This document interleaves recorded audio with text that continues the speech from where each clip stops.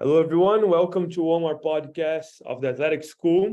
Today, our guest speaker, Sebastian Costantini. He plays as a safety for Penn State University, earned academic all Big Ten honors as a freshman, sophomore, junior, and today we're going to talk about his life as a student athlete. So, Sebastian, thanks so much for joining me. Yeah, no, thank you for having me today. Appreciate it. Well, so first, just to begin with, I wanted to know how was the path getting to Penn State? How hard it was? How do you think it was a little bit of luck? It was a hard work? How that was? It's a bit of luck, hard work, everything, who you know, and then I wouldn't be giving it justice if I didn't start way back and start from the beginning. So when I started probably playing football in the first grade, I played football here in the US for 2 years, and I actually moved to China, where I think a lot of my more athletic abilities started to develop, because as I was in China, I was introduced to not just football, but I was playing football, soccer, rugby, volleyball, basketball, pretty much every sport you could possibly play. Um, so I think there's where I really started to get this like athlete identity that I had. And then transitioning back to the US, I came back to the US in 8th grade because I had this dream. I wanted to go play college football. So I convinced my parents, I'm like, I got to go to high school back in the US. I need to go play high school football. So then that brings me back to the US, where I came back. I'm from outside of Philadelphia. So I went to Malvern Prep, which is a prep school, part of the Interact League. When I first started, I came back, I was playing football. I wrestled in the winter, and then I played lacrosse in the spring. Then once I got to high school, I realized wrestling and lacrosse weren't really my thing. So I transitioned and I ran track in the winter and spring, and then played football in the fall. At this point in time, I was freshman. I was on the freshman football team. I was playing corner and receiver, and also kicking too. So then transitioning to sophomore year, I was probably better at track earlier on in high school, just because even though I first started freshman year, I eventually transitioned. I was running the decathlon, was my main event. Qualified for the decathlon nationals as a sophomore in high school, which, considering only 20 people can qualify a year, that was pretty impressive. I was one of 2 sophomores there. The majority of people were seniors and juniors. And then going on from that, I was playing receiver at the time and kicking as well, football. And then junior year is when the recruiting kind of really started for football, like when you really had to like hone in on where you want to start targeting your college search. And then there I had like a tough conversation with my coach. I had to realize that if I wanted to make it to the next level, I was probably going to have to focus on kicking, which I love playing all the other positions, but it was a business decision, which turned out well for me. So that junior year for football, all I did was kick and punt. I started to get a few like looks, but nothing too concrete. I was getting more concrete looks for track, which at the time I was really debating, do I want to go run track or play football in college? So then transitioning to senior year, the looks finally started to come in. I got a PWO from Penn State and from Virginia Tech. I also had for Virginia Tech, that was a dual sport. So if I went there, I would have been playing football and running track. Problem is though, once I got to Penn State, because obviously I committed to Penn State, and I saw my friend who was on the track team and I was playing football, I was like, there's no possible way I could have done football and track at the same time. Yeah. And I was also a decathlete. So like I had to know 10 different events. So it wasn't like I was just focusing on running and doing the running. Right. But, and then once I got to Penn State, that's where it got really interesting, because when I first got up here, I ran 4.40 and jumped 37 inches. And they were like, what are you doing kicking? Right. I'm like, well, I had a kind of track background and all. So I ended up kicking only for the first season at Penn State. Then I got moved to a corner. Okay. So for spring ball, my freshman year, right before COVID hit, I was actually a corner, and then played corner my sophomore year. And then we didn't have enough safeties, so they asked me to move to safety, and then that's where I've been ever since. Hmm. Awesome. And I mean, do you feel like playing other sports kind of helped you becoming a better athlete, or do you feel like if you had focused in only one, you maybe develop a little faster? Or I mean, for track, I understand that. I mean, being a good athlete at track, it probably helps you in other sports no matter what. But like you mentioned lacrosse, you mentioned other sports when you were in China. Do you feel like that helped you become who you are today? Or do you feel like if you had focus back then in maybe only football, only kicking, do you think you would develop a little bit faster? I think when you're younger, at a young age, it's more important to play multiple sports because you also start to figure out who you are through the sports you play. Hmm. Like you learn different lessons depending on the sport. So Yeah. like wrestling, track, for example, they're all more single, like 1v1, like it's me versus you. Whereas then you get into football, basketball, or those sports, it's all team efforts. So Mhm. you learn really how to work in as a team. So that's why I think really it's important at a young age to play all different sports. Then as you get older, you kind of start to narrow it down, and then choose like your individual sport and then focus primarily on that.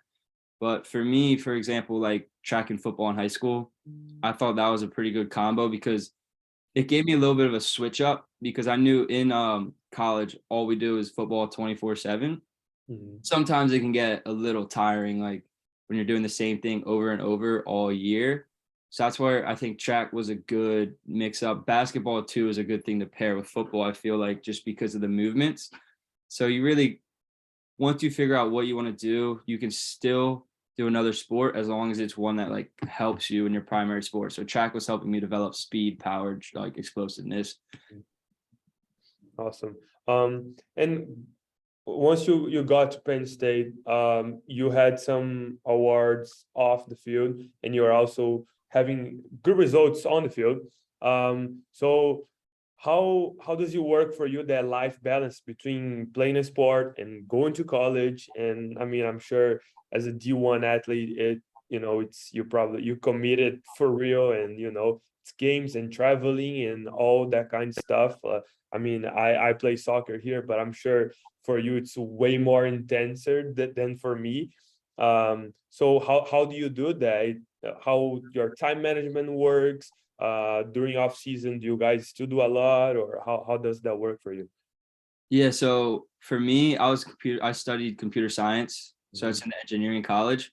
So for me, this work-life balance between athletics, academics, and then still having some fun on like the weekends, Mhm. that was even more challenging just because of the engineering workload. For me, it all became down to how I manage my time and how I prioritize things. Mhm. So especially like academics, I'd have to look at my athletic and my academic schedule and see, all right, at what points in the day can I bang out this work? So like how long do I think this task will take me? So it helps me like structure my days and be more productive throughout the day. This way I can still have some downtime when I get home post practice because especially during the season, past like between like 2 and 7 o'clock, 2 to 8 really, you can't it's football Mhm. between traveling from class to the facilities. Then once you get to the facilities, it technically doesn't count as football time, but you're there for an hour and a half before you have your first meeting, just changing, getting tape, stretching, getting ready for practice. And then post practice, we all would have like team dinners together. So I really wasn't getting home till 8:30 at night. Mhm. You really don't want to be doing your work up from 8:30 to like 10, 11, where then you gotta wake up the next day to go to class. Right, right. Yeah, I mean, I'm sure it's a lot, but it's worth at the end. You guys did really good last season as a team. And my question for you, like, what do you think was the biggest thing for you guys? It was talent that you guys had, was team culture, a little bit of luck, was hard work. What was it? I'd say it had to do with the team camaraderie and everyone was committed to our beliefs and everyone believed in each other and on the program and we believed in the coach's plan for us. So throughout the off season, our whole philosophy, like the workouts and stuff we do, they purposely design them to test your mental strength, and they want you to be able to pick your brothers up, because you'll see like we have winter workouts, they're called, which we would do in the winter. And you would see like the first two winter workouts, everyone's dying. Everyone's like, why are we doing this? Then like as you start to progress towards the end, you see whenever someone might have this mentality, someone is right there to pick them up and help them get back on track. And so I think it all starts in the winter when we are doing those really tough winter workouts. And it's almost like we turn on the coaches a little bit. Mm-hmm. It becomes us versus them. And then we kind of transition to the spring ball where we start to realize that's what, like, this is exactly why they put us through this, because they want us to become together as a team, because you build your team through hardship. Yeah. And so I think that was one of the big things that really helped us this past season, was when things would go down or like we weren't playing too great, we could pick each other up, and then we would just trust in each other and the coaches. Yeah. And then also the fact that football, there's 11 people on the field at a time on your team. Mm-hmm. And football, you can only do one job at a time. Yeah. So it's like each person has their own position to worry about. So like I'm a safety, for example. So I can't be going up on the D line and doing the D line's job. Like I have to trust them fully that they're going to do their job, fit their gap. So then I can come down and fit my gap, or I can go play my coverage. Mm-hmm. That's awesome. I never thought of that before. But I really like what you mentioned about the winter training. So as I mentioned for you before, I'm in a way smaller school here, and I think it's a pretty common thinking that players that play on the fall, they think the winter it's for relaxing or for to have some time off, and just study. But I mean, if you want to win in the fall, you probably need to work even more during the winter, and I've seen a lot of players here. They're like, yeah, I'm not going to go to practice today, because it's optional, blah, blah, blah. But then, well, you can complain once you don't start winning over the fall. So I think it's really, really interesting to see that difference. Yeah, that's like you talk about like the optional. That's one thing I remember that's kind of stuck with me. Like one of my coaches says, like, if you really want to be great, you don't have a choice. Yeah. Because there's only one choice if you want to be great, and that's you have to go. You have to put in the work. You can't be, oh, this is optional, I'm not going to go today. Well, do you want to be great or not? Yeah, I love that. And there was a meeting here the other day that they were talking about. So I play for a NAIA school, and then NAIA was mentioning how they were thinking about. So there's some time slots that we can practice, and for a period of the time of the year, and then they were thinking about increasing that, and then it would be optional. And then a lot of athletes, they were saying like, oh, but we don't feel like it's going to be optional, because we're going to feel kind of that we need to go and stuff like that. But I love what you mentioned. Like, I mean, if you are there to win, my guy, you got to go. Like, there's no other choice. So I like that. I really like that. My next question for you, I don't know how you are familiar with other divisions, but because I am in a way smaller division, and I always think about the difference between a D1 player, a D2, D3, and even NAIA school. And a lot of people think it's opportunity. A lot of people think it's money. What are your thoughts on that? Because I think there is a talent involved, and I also think there is some type of networking, So like, for example, I'm an international student. So for me to go to a D1 school, it's a little bit harder since grades and everything. But I see a lot of people complaining and mentioning like, oh yeah, I didn't have that much luck. And I just don't think that's the case. But what are your thoughts on what do you think is the difference between a D1 player and a D2 player, for example? Well, as you mentioned, I think it's a little bit of everything. Mm-hmm. It's also specific sometimes to the actual player, because there's definitely a bit of luck and opportunity involved. Like for me, example, because I went to a prep school, and the competition that we played. So obviously we get a little more looks than say someone that's from rural PA that goes to a real small school that might be like 1A, because they're not getting as good looks as we are getting just because of the competition they're playing. So that's like one thing where it comes into is the opportunity you're getting, and the people you know is also big in recruiting. Mm-hmm. So if you're plugged in with the recruiting network, it'll be a lot easier for you to at least get looks or at least get in front of these coaches. And then talent, like for football, obviously you can't ignore if you're an O lineman and you're short and skinny, you can't go play Division I O line. Like that's where it does become a little bit of a thing. But then at the same time, what I've noticed, I didn't have this perspective when I was in high school until I got to college, was it's not all about the size, because if you bring another skill set to the team, they will take you.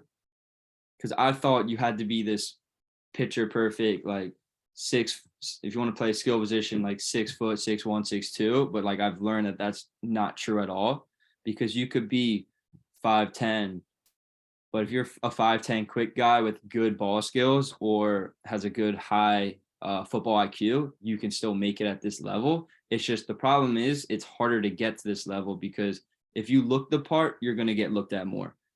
Mm-hmm. Yeah, I like that, and I think it was Kobe Bryant that he was in an interview, and then the guy said, "Oh, you either have or you don't," and then he said, "Well, it sounds like an excuse to me. You got to figure it out."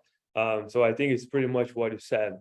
What are some advice or tips that you would give to people? Like, let's say there's a person in high school right now. They're not playing for a big high school. They're playing for a small school. They are not really big networking or anything like that. What would you tell them that they should do in order to get to at least close to the level that you are nowadays? What I would tell them is to first figure out what their strengths are. Mm-hmm. And you can also, so say for me, for example, so I'm not the tallest guy.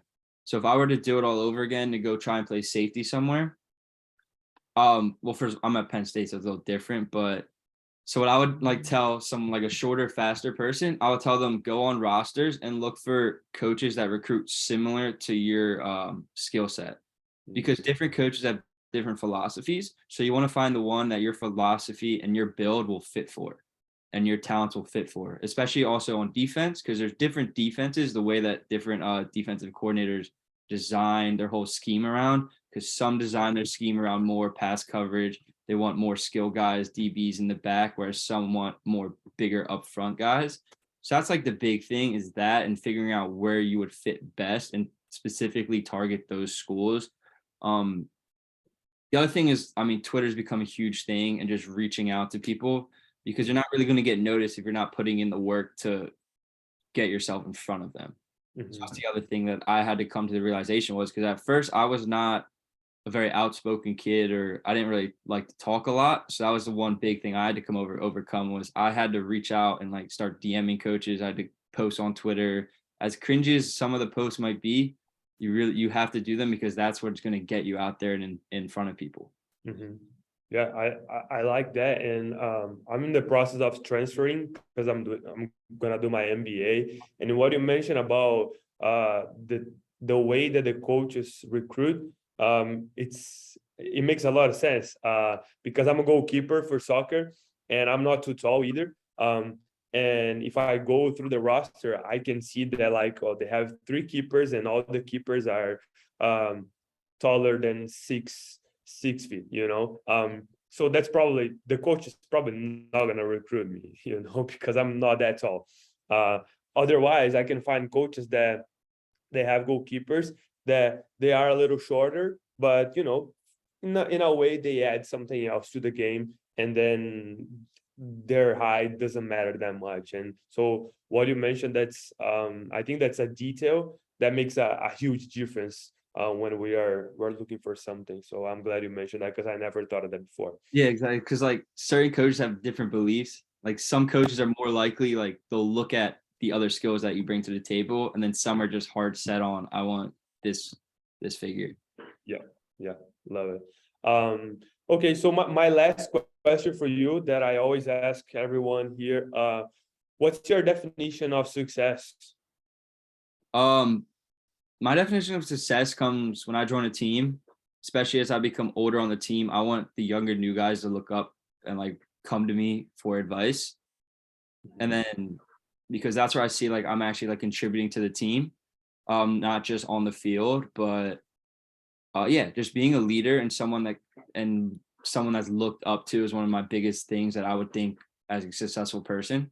Also, the other thing that I think is very successful, I mean, obviously, I want to win. So success in sports is an easy way to measure your success by your team and how well you guys play and how well you work as a unit together. So that's really successful, was a successful team and being a real team member.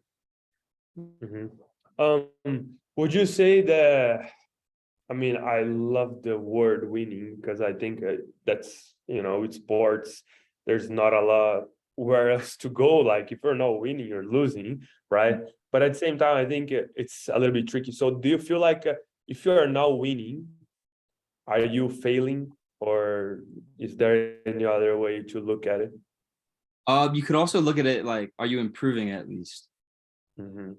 So you might not be winning, but are you improving and getting better? Because this way down the road, you can win. So there's some people, if they're not winning, they might start putting in less effort, less work. And this way, that's not going to get you to the point where you want to be.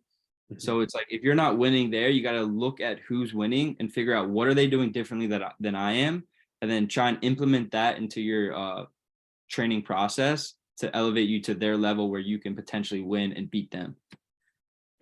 Perfect. That's definitely a highlight, and it's gonna become a reels for the Instagram page. So I like that. Any books, podcasts that you would recommend to people listening to us? One of the big like athletic books that I read back in the day was Relentless by Tim Gruber. And he was Jordan's trainer, talked a lot about the cleaner mentality. That was like the big one. I read that in high school. That really helped change my mindset. And every once in a while, I'll read like a chapter here and there, because that book, you can kind of pick up chapters and see what applies to me right now in this time. Then besides that, also biographies and stuff about maybe some of your sports idols, because you can really study their game from reading about them or seeing how they came up and how they dealt with certain situations. Especially also like you can learn from, like, I'm trying to think, like yeah, just look for athletes, because not all athletes, they all come from different backgrounds and different situations. They've all dealt with different hardships. So you can learn from each one's individual progress and their journey. Yeah, no, I like that. And yeah, I read Tom Brady, and like I didn't even care that much about him, and I learned so much about pliability and the foam roller and hydration. The amount of water that I drink nowadays, and the amount of time that I spend doing pliability work and using the foam roller has increased so much. And I mean, it has helped me a lot, especially changing a little bit the way that I think in terms of athletics as well. So yeah, I really like that. And then also lately, I've been getting more into like the scientific aspect and trying to see, like, learn more about that. So I'm not sure if you've heard of Andrew Huberman, like he's got a podcast. No, I haven't. So he's a Stanford neuroscientist, and he kind of dives into a lot of different like stuff about your body. So like one of the latest episodes I listened to was about dopamine, and he talks about how you can wire or how you can adjust your dopamine levels to be more fulfilled from a workout or from reading or like betterment, rather than like being addicted to your phone and stuff. So that was, I thought, really interesting. And he's been talking about stuff like that, goes into sleep recovery, and he really talks about the scientific aspects on why it works and what things you can do to improve it. So I thought that's been really interesting lately, just listening to him. Yeah, I mean, I'll definitely check it out. I like the scientist part of it because I feel like it's a really good way to prove that works. Yeah. So yeah, well, Sebastian, thank you so much. I really appreciate that. I really appreciate you taking the time. I hope your finals goes well, and good luck next season. Thank you. Thank you for having me on. It was a pleasure.